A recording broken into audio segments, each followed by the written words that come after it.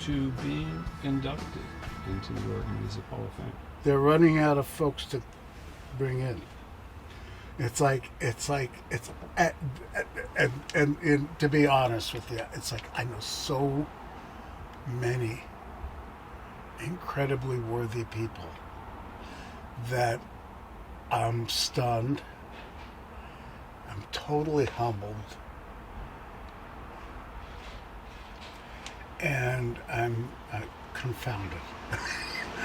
It's funny because it runs counter to everything that I have taught as a bass player, which is you do your job.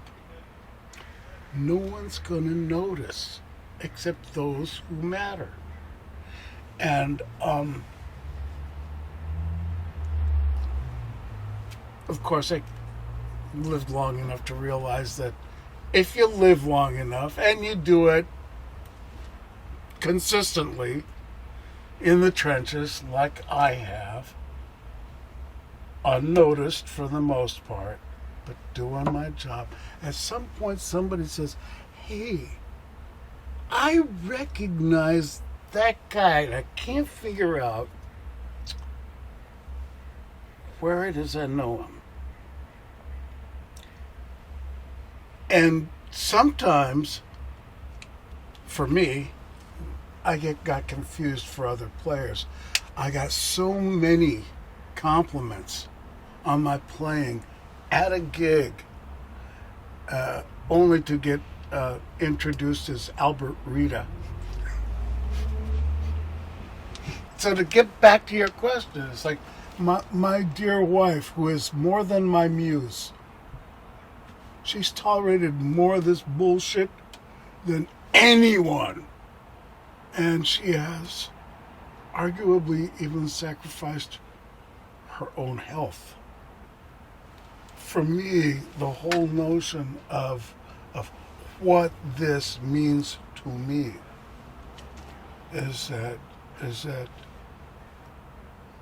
my wife and I have long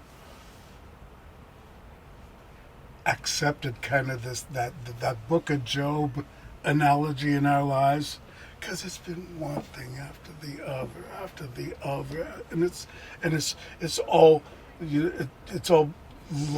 life lessons, and it all comes back to people remember the suffering, but they don't remember the end of the story, which is everything tenfold. That's this. Everything that I do is from and for her. And she's the one who co-signs this shit. So, bottom line is, what's my response? It's always thank you. Let's talk about your playing. So, describe your style, your groove, your mojo, whatever you want to call it. Bass players are pretty unique. Oh, I see, and that's why I love all of them. Michael Kersey is like someone I just love.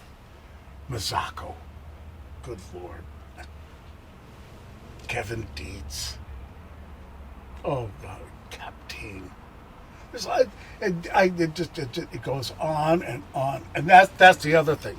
If in this town have those cats as peers, wow. But when it comes to my style, when I found the electric bass guitar, or when it found me, what I understood about the instrument is that it was neither bass nor guitar. And so what I always strove for was not just an articulation, but it was about tone. And I looked at this what was essentially a contrivance,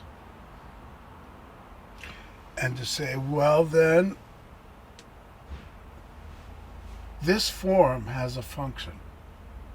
It's how I approach everything. You want to fix shit? Design it, but determine what its function is first. And if you can go beyond the fundamentals, whether it's expressing yourself through your instrument, or building houses,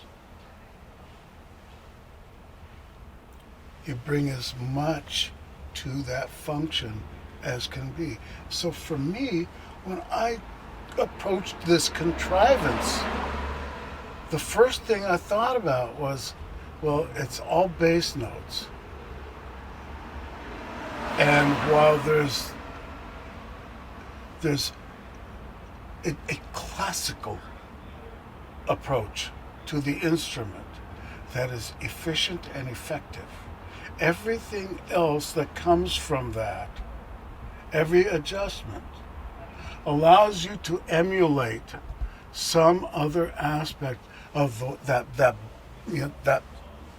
bottom end. And so it's an emulative instrument. What do I do to make it sound like a tuba, or an upright, or a piano, or the pedals of a Hammond? By the same token, being that it is bass guitar, it also opens the ability to approach the instrument call and response. If you're playing by yourself, you got to figure out, like some contextual approach to what it is that you're doing. And fundamentally, it always boils down to certain simple things. Okay, I've got this facility.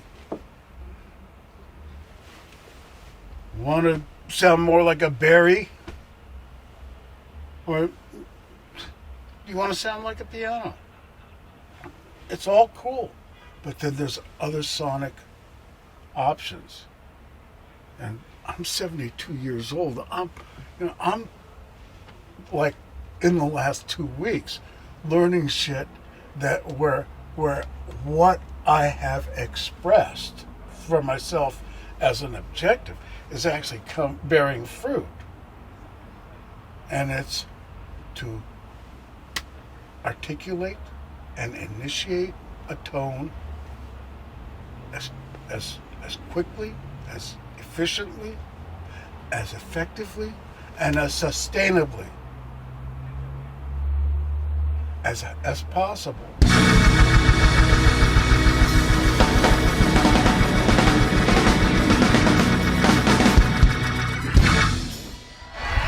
All right. Thank you.